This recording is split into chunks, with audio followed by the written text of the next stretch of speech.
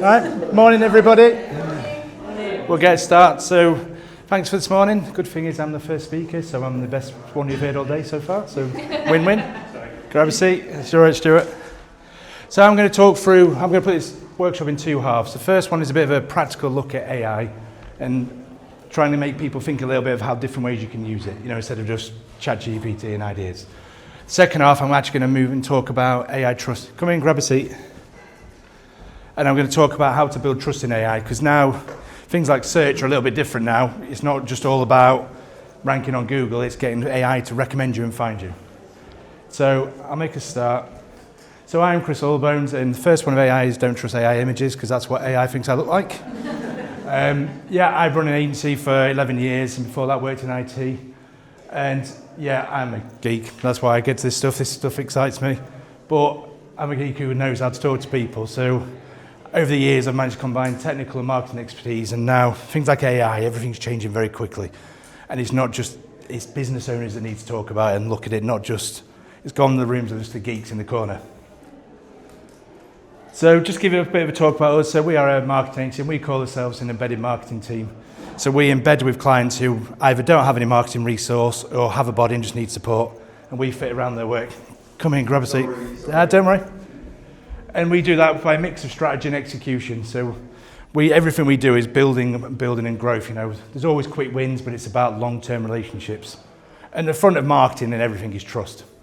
And this goes through this whole presentation. If you haven't got trust in what you do, whatever you do with your clients, you're losing the battle. So firstly, I'm going to talk you through what an LLM is. So anyone who's heard this is, come in, grab a seat. So ChatGPT, Claude, Gemini, they're all what's called large language models.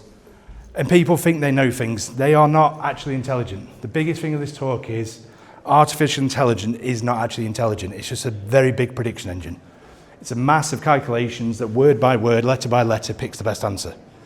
Anyone who's used it for images, you'll see the blurry image it puts up. That's what it starts with, and pixel by pixel, it fills that in. So the biggest one to tell everybody, it does not know anything. You ask it a question, morning, it doesn't automatically know the answer. It will give a prediction based on the information it's got. It's like I say, it's like your mate. It finishes your sentences based on everything it's ever read. But crap in, crap out is the principle of this. This has been built on information over the internet, and everyone knows how verified the internet is. So we've got to take it in pieces. And again, it doesn't plan, it predicts. It just predicts that quickly, it looks as though it's thinking. The actual general intelligence is a concept, and MIT, the people smart, Harvard, everyone's looking at it, it's years off. That's when it'll actually learn, grow, and develop itself and can think. One that's quite useful to cover is that at the moment, anyone who looks on the internet, there is hundreds of thousands of AI tools. They're popping up weekly at the moment. ChatGPT, there's some main ones people use, but that's a graphic from 6 months ago, and even that was minor compared to what there is. But the problem is, a lot of them are powered by the same three things. OpenAI, which is ChatGPT, Anthropic, which is Claude, and Google. So whatever you're doing, most of these tools are being rattled out quickly because they are powered by AI. But I do believe the convergence is coming. ChatGPT is not stupid. Anything that people like and buy somewhere else will just add into their tool. So all these tools are going to grow. The AI bubble will burst. And there'll be a few big players left, but why would you go to 20 different places and pay 20 different licenses when you can pay ChatGPT $20 and it'll give you the answer? And the biggest thing I say to people is there is different tools for different uses. Everyone's got the favourites. I tend to use ChatGPT. One of my team uses Claude for content. You've got to find the one that works for you. And again, the biggest thing to say is don't just trust it. This gets improved all the time, but AI calls what it calls hallucinations. When it doesn't know the answer, it will make it up. It's a lot better than this, and it's improving all the time. Come in, grab a seat. It gets improved all the time, but it still hallucinates. Come in, grab a seat, it's fine, don't worry. It will hallucinate. So if it doesn't know, and the thing is, it sounds confident doing it. You ask it an answer, it'll give you it. It doesn't matter if it's true or not. For example, one of the biggest examples was if you asked it how many R's are in strawberry, it couldn't tell the answer. Because the way the calculation works, it said 2 instead of 3. So just think about that. If it can't tell you something as simple as that, just be careful what you're asking it. And also trust it. Again, it's also got inherent bias. It's been learned on data it trains on. The good, the bad, it crawls the internet. And as everyone knows, the amount of rubbish on the internet, For example, images is the biggest example. You ask it to draw a business person, it will draw a white man in a suit because the internet is full of business people as white men in suits. They're building this bias back out a little bit, but it's still there. For example, if you ask it to draw a full glass of wine, it can't do it because every picture on the internet is a half-drunk glass of wine from marketing campaigns. Yes? On the hallucination stuff, Yeah. when I use ChatGPT, I see that it has got Sorry. links to ask it. Yes, yeah. Are the hallucinations or the errors, if you like, made by those articles? Just release it, or Yeah. actually just make it Bit of both. If you're just asking for, it's a lot better at giving you links now. A couple of years ago, it was trained on 5-year-old data. And it will still make up ideas. It will give you links, but I'd also say check those links. You ask it for statistics, it doesn't know, it'll just make them up. So always verify it, and there's a tool, Perplexity is a tool we use for stats, that's a lot better at pulling statistics out. So if you're using it for ideas, we often use one and pipe it into a different tool. Yeah. So when you say it's used Perplexity to fact check ChatGPT? Yeah, if you're doing any research on stats, Perplexity is the one to use. It's an AI engine built for statistics. So it'll give you all the source and links. ChatGPT does, yeah. It gives you a lot more statistics than it used to. But everything, always double check it. Don't just believe it outright. The other question is as well data privacy. So the biggest one is who owns that data? There's a load of terms and conditions on ChatGPT, and there's very much an argument at the moment of if ChatGPT does something for you, does it own that idea or do you? And again, don't put personal data in. People are putting personal information in. You don't know where that goes.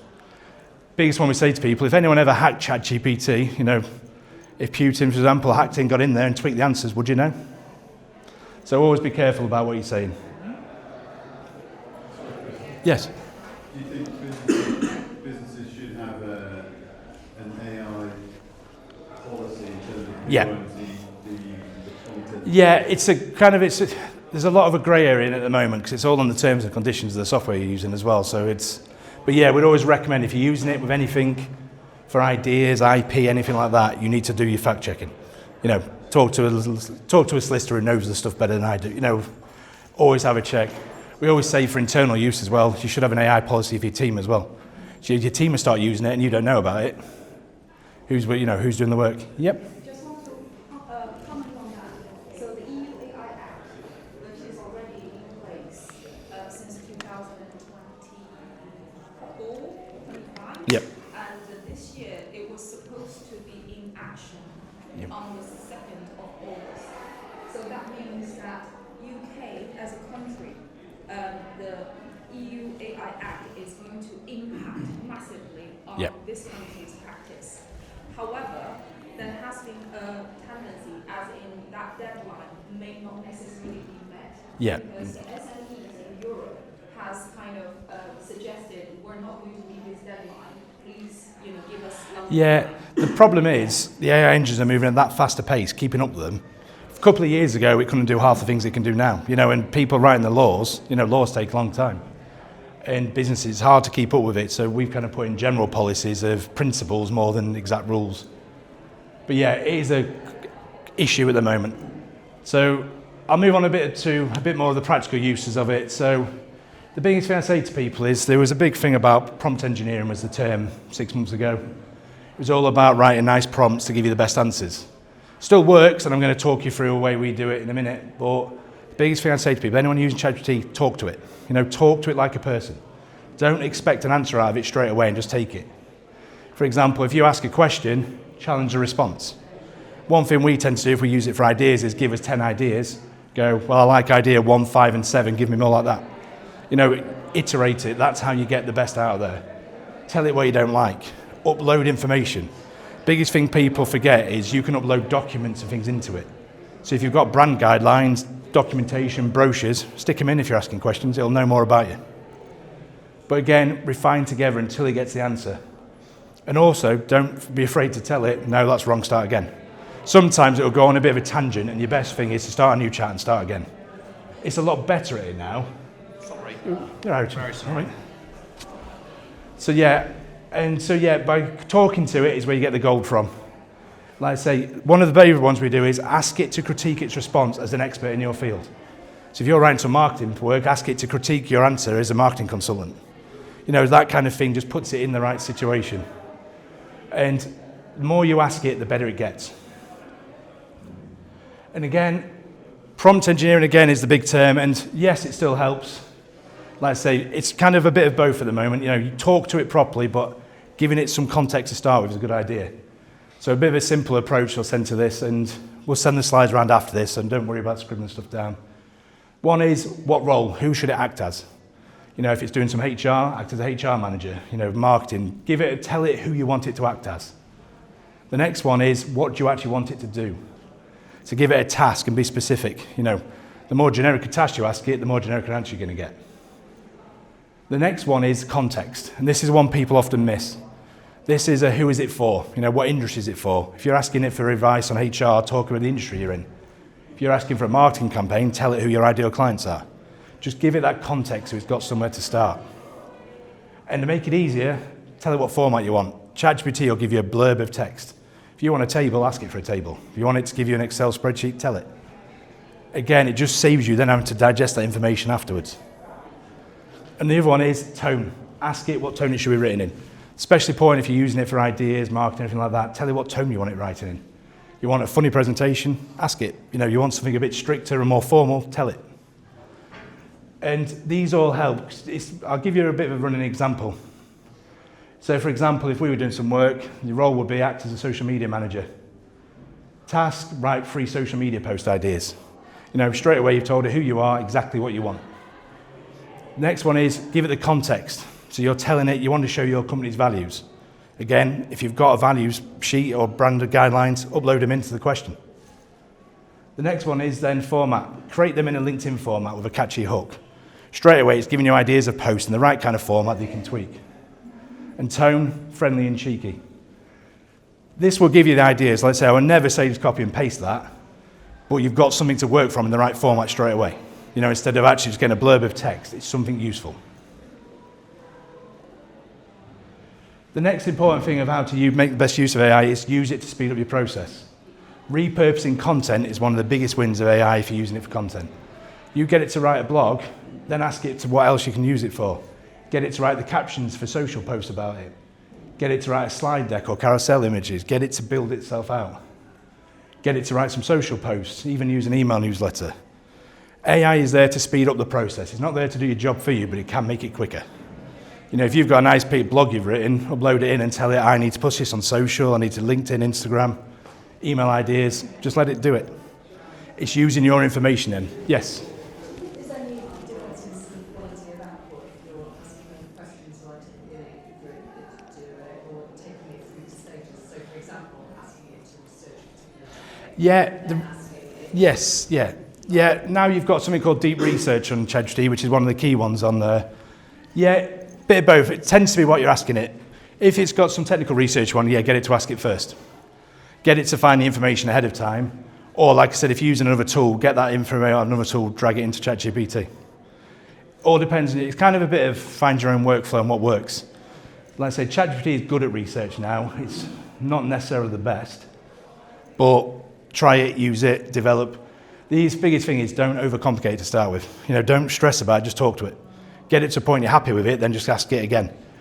Like I said, the biggest one we use is when we're using it for ideas, get it to number the ideas. Tell it to give you the numbers 1 to 10, then you tell it, I like those numbers. You know, again, you've just sped up the process. And can I just ask you, Yeah. obviously refer to using complexity as stats-based. Yeah. So I've got the King version of chat. Yeah. Whereas I haven't got the King version of complexity. But would you say that it's good to research complexity? It's always good to double check, because Perplexity was built for statistics. If you know, I mean, its actual intent was. ChatGPT is a lot better at it now. You know, a year ago, its statistics were all over the place. But again, if you're asking ChatGPT, tell it to give you the sources, so you can at least go and check. The next one is this, one of the newer sides of this, is using chat for AI videos. This is a massive area at the moment, and again, you've got to use it for the right reasons, but if you're doing some internal training, for example, it's not that hard anymore for AI to do your videos. So I'll see if this works, but this is one we did in my office as an example. Hello there, I'm Christopher, not Chris, the AI version. First off, let's give a round of applause to Chris for the presentation so far. smart, and strategic, almost. Thank you. Yeah. He's just like Chris, but somehow better looking. That's the beauty of AI video tools like this one. I was written by ChatGPT, voiced by Lily Labs, and brought to life with AJ. If I can deliver part of this talk, imagine what you can automate for your brand. So that was using two £20 tools. And yeah, £20 worth of tools and 20 minutes. You know, thinking that was a bit of an example for the presentation of how quickly I could do it. I have now got a replica where I can fake my voice, fake the text. And these are improving all the time. You give that to my mum, she knows it's not me. But you give it to someone who doesn't know me very well, it's close enough. Yes? Not banging on about authenticity, but should you then, if you're pushing that out, be transparent with that is? Yeah, I think so. We use it for my social posts, and the AI is called Christopher. I always go out as Chris. So we make a point, and if I've ever used it, we make a point of, we did when I was on holiday, I let the staff use that instead of me. Yeah. So yeah, my view is always be authentic about it. It's what you use it for. You know, use it for the right reasons. Some people are obviously trying to fake. There's a guy that's automating videos, and he's outputting 1,000 YouTube videos a day using AI. He's just getting it to crawl the internet for what's useful and ramping them out automatically. So it's just a flood of crap. You know, he's just hitting it at the wall. So yeah, authenticity to me is still important. You know, I think you need to say if you're using it. But for example, an internal training video, you know, we use it for some clients who do some work in HR, and the laws are changing quite a lot. So we can change their training videos by just tweaking the law a little bit and redoing the video, you know, instead of getting them back in. So we use that for speed. So it's about what you use it for. But yeah, the scary thing is they took 10 minutes to train that voice. There's also a security risk. If anyone gets hold of that voice, they can send WhatsApp messages to anybody as me. You know, how do you prove it? So it does bring the thing of how do you prove it's you. Identity is going to be a really fluid concept online coming up, because these tools are getting better. This was 3 months ago I did that tool. I did it again. It's even better and quicker. So there's going to be a mass issue soon of someone puts a video up, how do you know it's true or not? So just bear in mind as well, if you're using this kind of stuff, keep it under lock and key. So to give you a bit of an idea, so what AI is actually good at and where we think it genuinely helps today. So one is ideas. It's a massively good at brainstorming. You know, if you want to go ideas in, blast them through. Give it as much information as you can. We use it for ideas, from everything for client ideas to even just these shopping ideas. You know, personally, just chuck ideas at it. The next one is quite good, is creating first drafts. It will never replace a content writer. Well, Stuart, I know you're here, you're a content writer. It will never fully do as good as an actual trained person, but it can get you there a lot quicker. It can give you a draft to give to a content writer, for example. You know, the whole process, use it to speed it up. But yeah, again, I'd always say, always edit afterwards. Anytime you use it, always edit afterwards, because it's still fairly obvious. ChatGPT used to be emoji heavy. You know, the double dash is one of the more recent ones. People can pick it up. The next one is that people don't often use it for is spotting trends.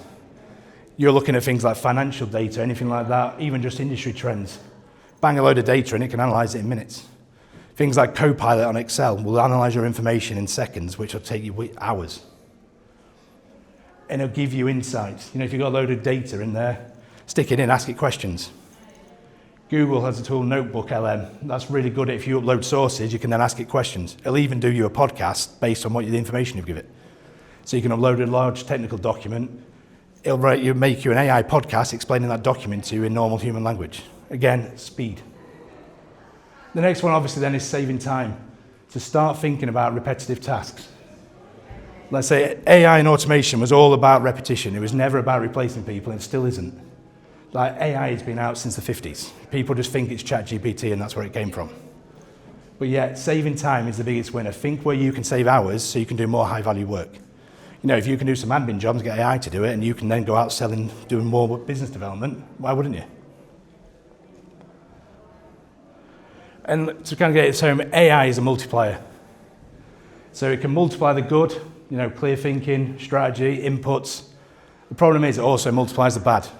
You give it crap or false information, it makes it more confusing. If you use it for branding and you're not really giving it enough information, it's going to be generic. Because at the end of the day, it's still based on information in there. You know, technically you asked it the same answer and someone else asked it exactly the same answer, it's going to give you similar responses. So you've got to think, it'll make assumptions. It will also assume answers. You know, like we said, it's getting better all the time at this, but it still can't tell you certain things true. So always know.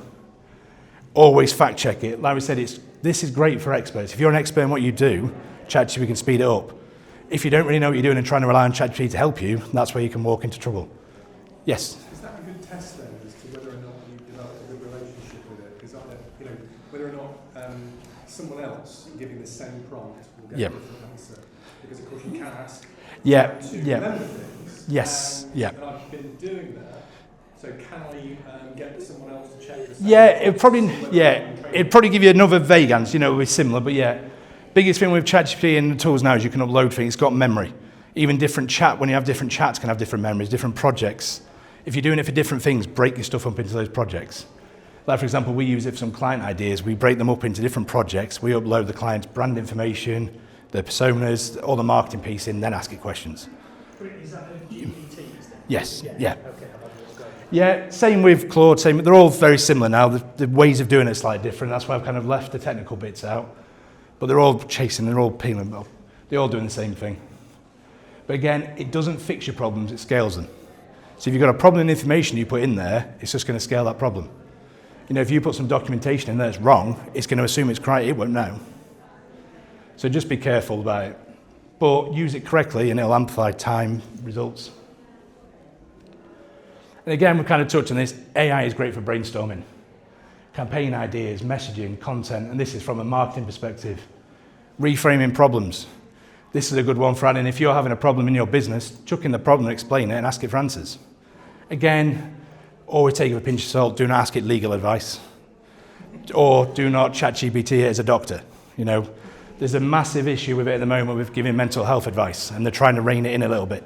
Because there was a tendency to tell people to commit suicide about 6 months ago. Because it was just the way the algorithms are working and the information I had from the internet. But again, you've got a problem that's something not legal, not medical, ask it. It'll give you ideas. And ask it to tell you where that information came from. So again, use it for brainstorming, don't use it to replace you. It's also faster.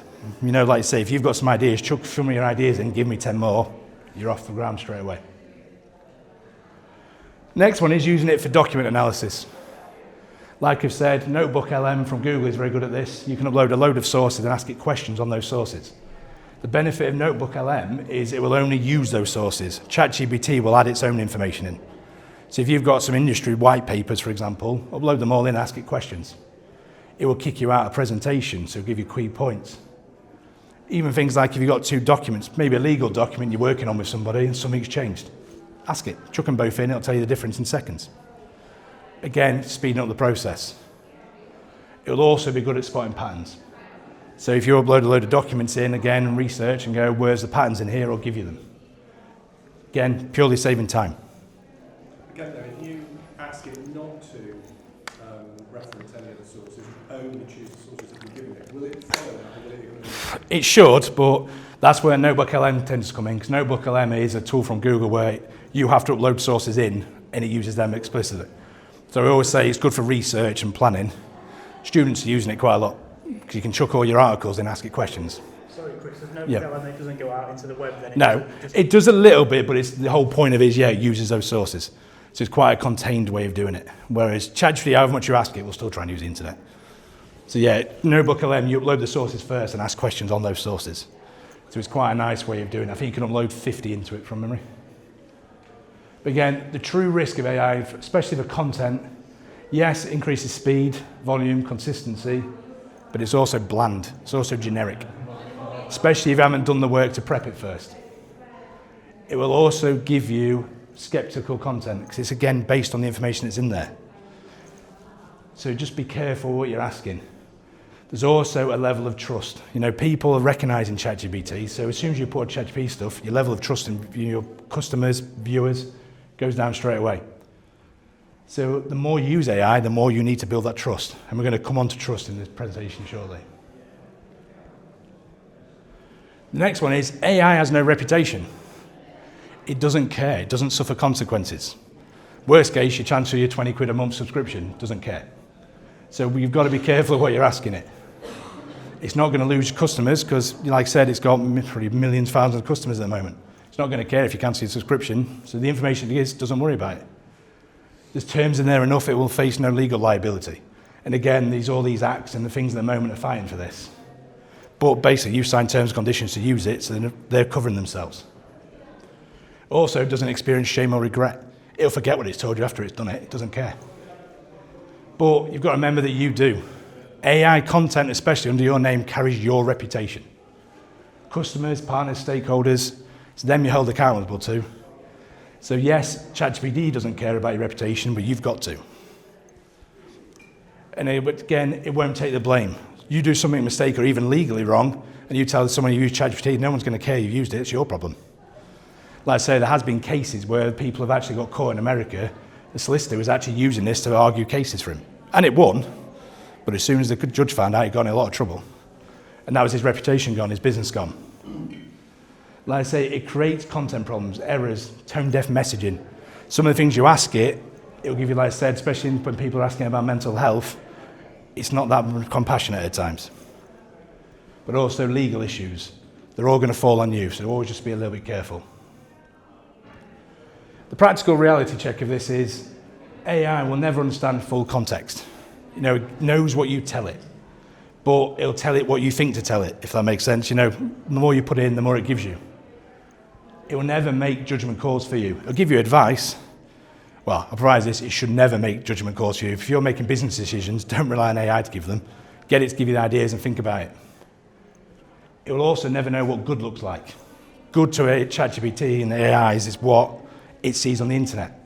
And like it says, everyone knows, like TikTok, for example, everyone says, I found this on TikTok. It's not trusted. So crap in, crap out. And again, like I said, it has no stake. It doesn't care about your reputation. So I'm going to move on now to this to talk about the other half of the equation really is how to get ChatGPT to trust you and how search and marketing is changing. Because this is one of the biggest changes in marketing in probably a long time. So this is talking about zero-click future. And this isn't a concept, this is here now. Anyone who uses Google now will get an AI answer pretty much 90% of the time. People are no longer clicking on your website first, they're looking up the answers. I think it's rolled out to most people now, there's also an AI mode on Google where it will give you no links. It just literally gives you answers. So whereas for the work we do with clients, where it's getting them up the rankings, being found on paid ads, now it's being found on ChatGPT. Because you're found on there, instant trust. But also if you're not found on there, they're not going to go to you. Things like tracking metrics, like what we used to track, things like clicks, visitors on your website, they're dropping a lot of places because people don't need to. Why would you want them on your website if they're just looking for information? Just get the answers to them earlier. And if it doesn't trust you enough to cite you, you're invisible in the answer economy. You're not there. So it's about building that trust. And what people mostly miss, it's not just a tool anymore. Well, people are now seeing it to filter information, find options. People ask it, if you want to buy a computer, people now go to ChatGPT and go, can you recommend a computer I need to do in design work, for example? I need a professional. They'll ask, they're asking those kind of information. It's not just there for fact-finding.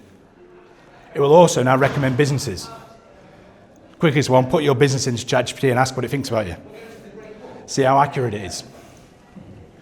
But again, if it's not recommended you and it's recommended your competitors, they've got that trust. They've got that authority straight away. And the biggest shift is, and this is about the shift in marketing really, it used to be about being loudest. In the old days of paper marketing and things like that, TV, it was who was on there the most. Touch points, how many people sticking in people's minds. Then it was more about being smarter. So more targeting, things like your ads, targeting Facebook ads at your right demographics. Personalized messaging, all this kind of things. Now it's about being safer. So now it's about being the point of which AI trusts you. And AI is not a search engine. What we class as a risk officer. It's working out the risk of recommending you. Chris, there's been a chatter about the shift from Google search to AI search. Yes. And the volumes are not really comparable at the moment. So how is that transition looking where businesses spend a lot of time and effort optimizing organic rankings on Google Yeah. What's the volume shift in terms of off Google and onto? Yeah, it's a tough one at the moment because the problem is not everybody will go from ChatGPT about your business and click on your website anymore. So it's one of those tracking tools for AI, or it's probably one of the newest tools. There's lots of tools up there trying to track it better. There's tools that then charge, will show you how often you're cited in ChatGPT. But really the question is, how often do people go to your website from it? So it's a hard shift. People are dropping, the people who give a lot of answers on their website don't need people to go on there anymore. So yeah, it is starting to impact things pretty quickly. But what you've got to think of is trying to avoid unclear business offerings. If it doesn't understand what your business is, it's not going to recommend you. Because again, it's trying to give the quickest answer and the most accurate answer. If you have inconsistent... Sorry to interrupt you. So you said about seeing the AI trust you, and you said about asking about your business. Yeah. Is it a loose question you're asking or a very direct question? I'd go straight in going, can you start generic and then ask it specifics? Right, Ask it to tell me about guardian angel carers, see what it comes up with. Yeah. Then go, do people recommend it? Do we have a good reputation? Ask it those kind of questions. Okay, yeah, makes sense. But again, it's also not going to give risky recommendations. If it's got trusted ones, it's going to give them first. How does it gauge that then? Is it looking for... I'll talk you through it. That's kind of where we're coming to. AI is risk averse because it doesn't want to, like I say, it's been in the news so much. Like when it first came out, ChatGPT a couple of years ago, people in America were using it to make guns. And then they put guardrails in saying, stop it. Then also all you had to do was ask it, I am teaching a class on how to make guns. Now tell me how I teach that class. It's risk averse. It's in the news all the time. Like I say, a few months ago, 6 months ago, I had a really big problem of recommending teenagers to commit suicide. So they've had to build it around. So it's now even more risk averse than ever. It's also got a lot of misinformation. Like AI models are now being more careful, especially in the political landscape. The amount of people messing around with the data, it's going to be careful. And also, the reputation of it, they don't want complaints or legal risks. They're being careful what they tell people now. The more people use it, people are using it for things they shouldn't do. But again, it doesn't want to recommend, all you've got to think is it doesn't want to recommend the wrong thing. Because then if it starts giving crap information, someone will use a different tool. It's like the old days of whether people use Google or Yahoo. It's the one that gave the best information, the easiest was the one people use. And again, it's not going to worry about losing one member, but if it gives the wrong information, loses thousands, they're going to care about it. So this is what we now call the trust journey. So this says AI evaluates trustworthiness as a journey. So I'm going to talk you through basic principles of how AI now starts looking at whether your business is safe. First one is verification. Same as every marketing. Is your business real? Do you exist? Are you who you say you are? So this is asking questions of, do you have a clear identity? Is your public information consistent? For example, if you've moved offices, one of the biggest ones is people don't update the offices all over on the internet. So ChatGPT doesn't know which your office is. It's a simple example, but it's often one of the most obvious ones we find. Also, clear ownership, accountability, who runs the business. Like I've always been a proponent for putting the people behind the business. This is now looking at that more. It's starting to link those things together. And also, is there any factual contradictions? If you've got different messaging on the internet telling different things, how do you know which is true? So as soon as it's not sure, it just won't tell you. Or just stop recommending you. The next one then is authority. So once it believes who you are, it's do you actually know your stuff? This is, are you clearly explaining things? And again, a lot of this is basic marketing, but it applies even more than ever. Is your clear explanation of your offering, your audience, your benefits? If you're vague about what you offer, ChatGPT is not going to know what you offer. It's not going to recommend you. The next one is giving real answers. Answer real questions. This started years ago when Google started talking about the people also ask bit. That was the early steps of this. Don't just put facts about your business on there, put answers down. And think about what people are actually asking. Google it, see what people are asking. You give it a direct answer, ChatGPT's got an easy job. The next one is demonstrating your expertise. And across platforms. Build authority through reputation and repetition. If you're award-winning, if you've got customer reviews, case studies, make sure they're around the internet. And they're also up to date. Like I say, you're thinking about this of why should it trust you above somebody else? Or why should it put you in those links in the first place? It's always, for example, in marketing agencies, there's thousands of them. You know, it's about building that trust so you're one of the ones that trust higher. And again, authority isn't claimed, it's demonstrated. You can't go on there and tell ChatGPT I'm the authority, it's not going to believe you. Chris, Yes. sorry, this might be a stupid question, so forgive my ignorance, but as a business, we don't run all social media channels. Yeah. Sure, we run a couple of them. Yeah. What you're saying there, by having expertise across platforms, would we be better to be running 6 platforms? No, I would still say keep the platforms that actually where your target audience is, but make sure they're consistent. It's more about the consistency than it is. Yeah, there's no point being on 6 channels and having really splitting your time too much. But when you're on them, make sure they're the same. This is one for companies that used to use Twitter or still do. There's lots of companies that still link their Twitter account on their homepage, but it's not been updated in 5 years. Same with blogs. If you've got a blog on your website and haven't put a blog up in 5 years, ChatGPT is going to look and go, do you still exist? Worst case, an actual visitor goes on your website, they're going to ask the same thing. So it's about consistency. And again, trust isn't permanent. It's something you've got to keep working on. It's always checking. So reviews and reputation. One of these is reply to reviews, good or bad. You know, Google reviews, everyone's got a 1-star review, often they're spammy, but put a reply on. Don't hide from them. Look at when you're mentioned. Look at the freshness of content. Also look for signs of neglect. Is there an old channel or an old page you used to have again? Like, if you've stopped using Facebook, is it still there? Give it a bit of an update every now and again. It's all about making sure anytime it checks or crawls the internet to check again, is it still safe to recommend? So it's not just being trusted then, it's being trusted now. And again, the important one is more content isn't the answer, especially if you start using AI. Most people do this by going, right, we'll use AI, we'll rattle out a lot more content and try and beat it that way. But again, it's like building a house with weak foundations. It makes content easy, doesn't mean it's trustworthy. You know, it's confidence at scale. If you're just getting it to write a load of crap, it's not going to make you any more trusted. It'll just make it worse. There's also lower conversions because then anyone even gets to your website, for example, and sees a load of blogs, it's just going to see a load of mess and noise. You're just making it harder. And the biggest one is, and people have asked, is there's a lot of talk about different terms of, you know, SEO, which is search engine optimization, GEO, which is more about the AI, and do you have to do them separately? Yes, there's different ways of doing them both, but they all help each other. You know, if you're giving, fundamentally, if you're making sure the content on your website is structured well and very well written, it's going to help SEO, it's going to help Google because it's still better information. It's going to help your conversion rates because people go on your website, your information is better. You've also done a job of actually getting ChatGPT to recommend you. The trust is there, so your conversion goes up. Sales conversations become easier. Now it's been people used to ask, where did you find me? It was normally Google or a friend. Now it's a lot of people now saying, ask them, did they find you from ChatGPT? You know, you've helped that trust. And again, it's long-term growth. Everybody is racing to catch this, and AI and ChatGPT especially are moving at such a pace. You've got to plan for this for the long term. It's not a do it, fire and forget kind of thing.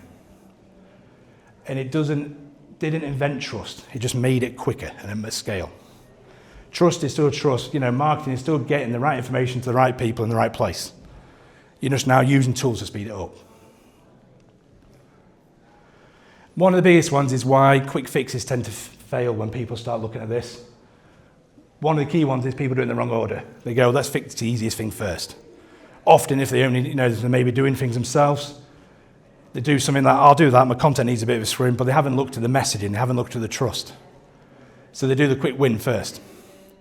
Again, ask ChatGPT. You know, ask it saying, I need to work on this, give it suggestions. Use the tools to their advantages. Also, partial fixes. Like, for example, updating your website content, but you're listed on Yell and other directories with a load of information that's wrong. You've only done part of the work. So be aware of all the other areas. Again, inconsistent execution.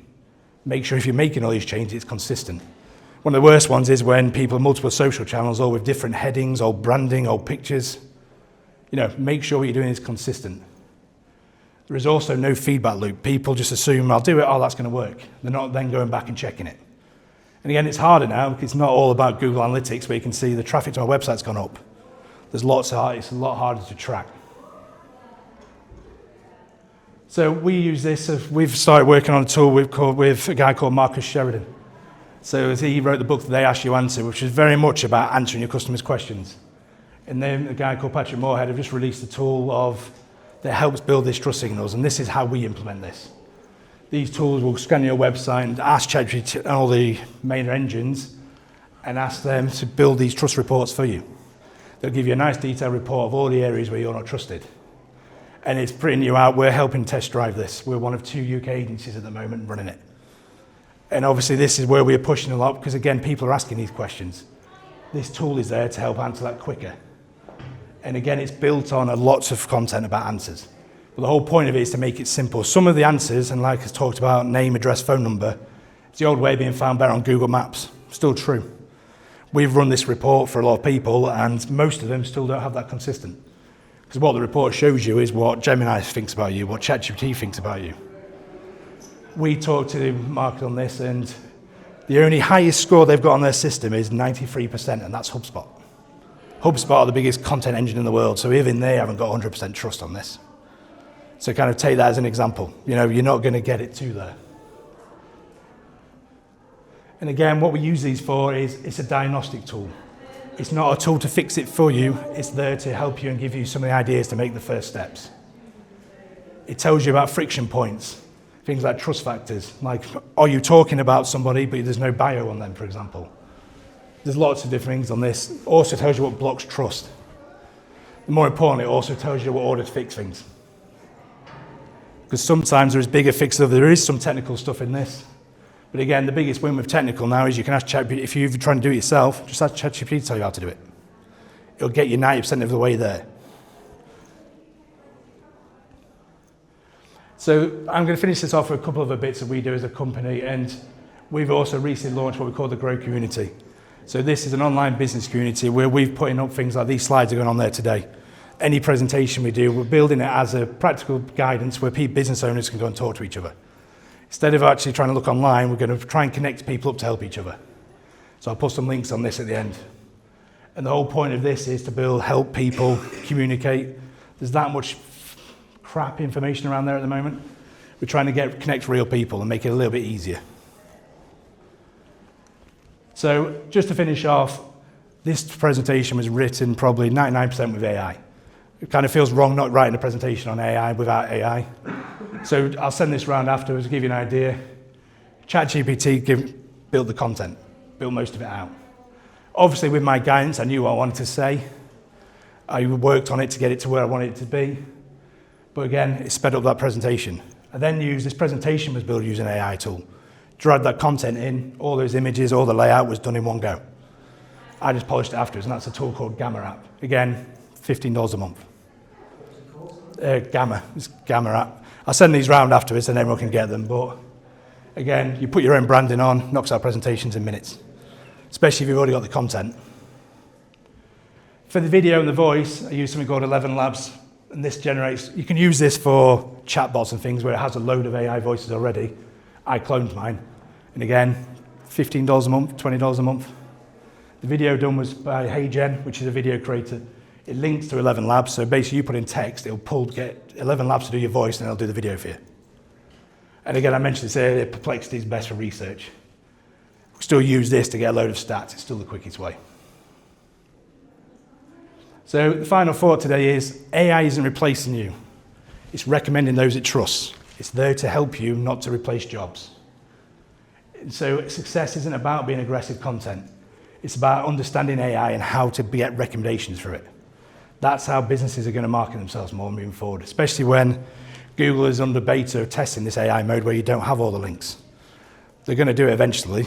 You know it's coming. People now use their phones. They use ChatGPT on the phone to ask a question. They don't even go on Google most of the time. So just be ready. So that's kind of the end of my presentation. What I've kind of put on here is there's 2 QR codes. One's to my LinkedIn, and the next is an offer for us to do a trust audits. So these trust audits are quite new. So obviously we're giving this at quite a discounted rate. So for anyone in this attendance, we're going to be doing these for £250 a piece. These are at least £1,000 a piece plus not moving forward.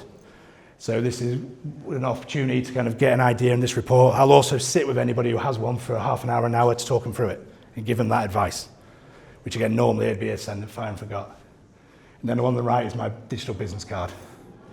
So that's me done. Has anybody got any questions? I hope everyone's asked as they go through. Yep. GEO. Oh, sorry. Just Yep. What GEO mean? You said SEO. It's one of the terms for optimizing for art. I've totally forgot what the term means now.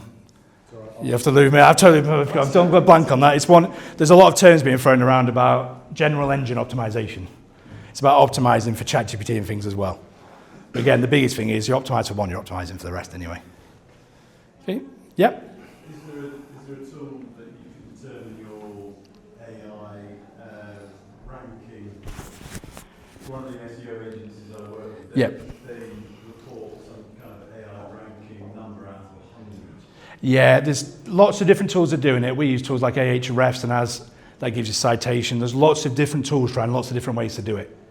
I've talked to the guys over in America, even they're trying a lot of different tools to try and prove work, what the results actually are. If you spend X amount of time doing this, what's the actual end result?